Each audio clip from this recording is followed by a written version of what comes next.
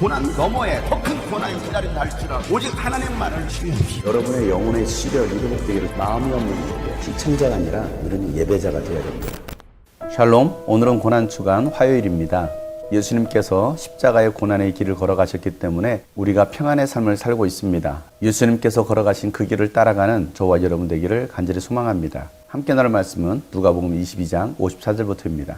그들은 예수를 붙잡아서 끌고 대제사장의 집으로 데리고 갔다. 그런데 베드로는 멀찍이 떨어져서 뒤따라갔다. 사람들이 뜰 한가운데 불을 피워놓고 둘러앉아 있는데 베드로도 그들 가운데 끼어 앉아 있었다. 그때 한 하녀가 베드로가 불빛을 안고 앉아 있는 것을 보고 그를 빤히 노려보고 말하였다. 이 사람도 그와 함께 있었어요. 그러나 베드로는 그것을 부인하여 이렇게 말하였다. 여보시오, 나는 그를 모르오. 조금 뒤에 다른 사람이 베드로를 보고서 말했다. 당신도 그들과 한패요. 그러나 베드로는 이 사람아, 나는 아니란 말이요 하고 말하였다. 그리고 1시간쯤 지났을 때에 또 다른 사람이 강경하게 주장하였다. 틀림없이 이 사람도 그와 함께 있었소.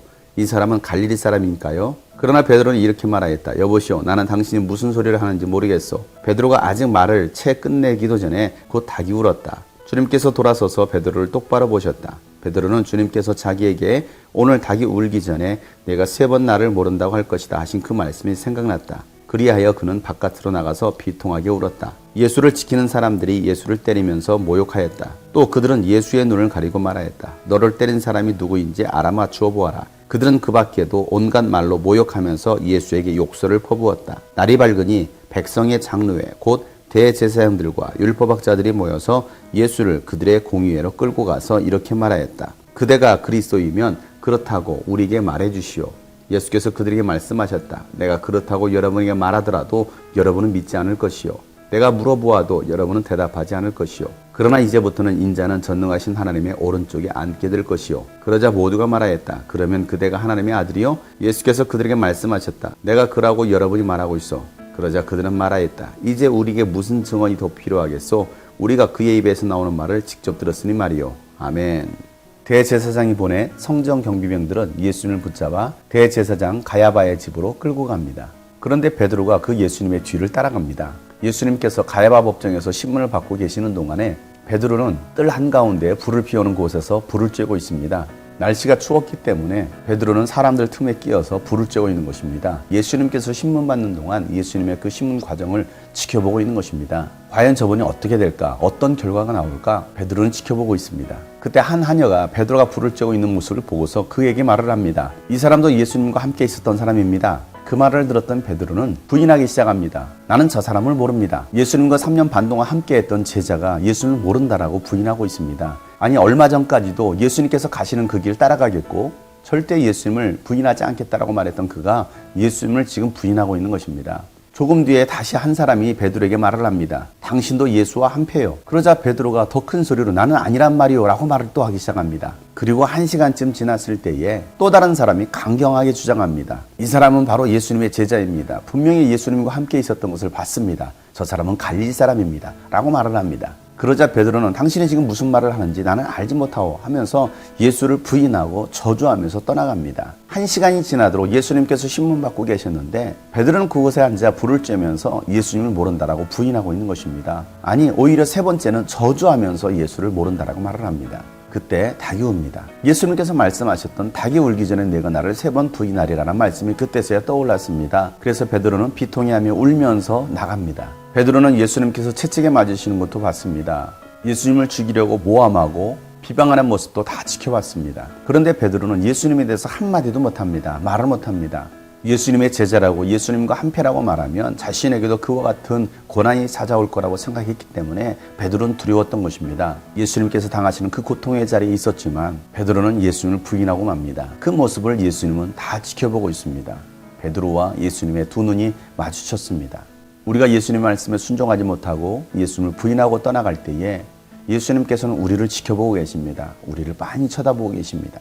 오늘날 많은 사람들이 교회를 향하여 비난을 합니다. 여전히 교회를 다니고 있느냐고, 너도 예수 믿느냐라고 사람들이 말을 합니다. 그런 말을 들을 때 여러분들은 어떻게 하십니까? 나는 예수 믿는다. 나는 교회를 다니고 있다. 여전히 나는 예배한다 라고 여러분 당당하게 말하십니까? 아니면 말하지 못하고 나는 교회 가지 않았습니다. 잘 모르겠습니다 라고 말하십니까? 사람들 앞에서 권력 앞에 비굴하게 예수님을 모른다라고 말하는 사람이 아니라 당당하게 나는 예수님의 제자라고 말할 수 있는 여러분 되시기를 축복합니다. 사람들 앞에서 예수님을 부인하는 자들은 예수님도 하늘 아버지 앞에서 부인할 것이라고 말씀하십니다. 우리는 죽음의 위기 앞에 예수님을 부인하는 자들이 아니라 예수님을 당당하게 증언할 수 있는 예수의 증인들이 되어야 됩니다. 예수님을 지키는 사람들이 예수님을 모욕합니다. 눈을 가리고 예수님을 때리면서 너를 때린 사람이 누구인지 맞춰보라고 말을 합니다. 예수님께 욕을 퍼붓습니다. 예수님이 예언자라고 비웃고 있는 것입니다. 밤새 예수님은 모욕을 당하고 매를 맞고 아침이 되니 대제사장들과 율법학자들이 모입니다. 그리고 예수님을 산에 들인 공의회로 끌고 갑니다. 그곳에서 예수님께 질문합니다. 당신이 그리스도이면 우리에게 말하시오. 예수님은 그들의 질문에 내가 그리스도라고 말해도 여러분들은 믿지 않을 것이요. 또 내가 물어보아도 당신들은 대답하지 않을 것이요. 이제부터 인자는 전능하신 하나님의 오른쪽에 앉을 것입니다. 라고 말을 합니다.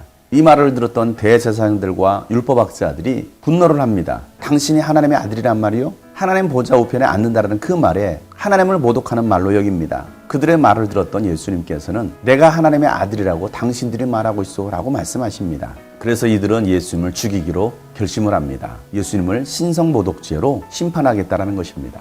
예수님은 하나님 아버지의 뜻을 이루시기 위해서 이 땅에 오셨습니다. 죽으시러 오셨습니다. 십자가의 고통을 겪으시러 오셨습니다. 그 십자가의 고통 앞에 예수님은 당당하게 고난을 견뎌내십니다.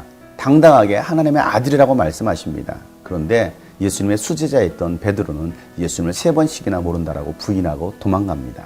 오늘 우리는 어떤 사람입니까? 환난과 고난 앞에서, 사람들 앞에서, 권력 앞에서 나는 예수를 믿는 사람이라고 교회를 다닌다라고 말할 수 있겠습니까? 아니면 나는 교회를 다니지 않습니다. 예수 믿지 않습니다. 모르겠습니다라고 말하는 비겁한 사람이 되겠습니까?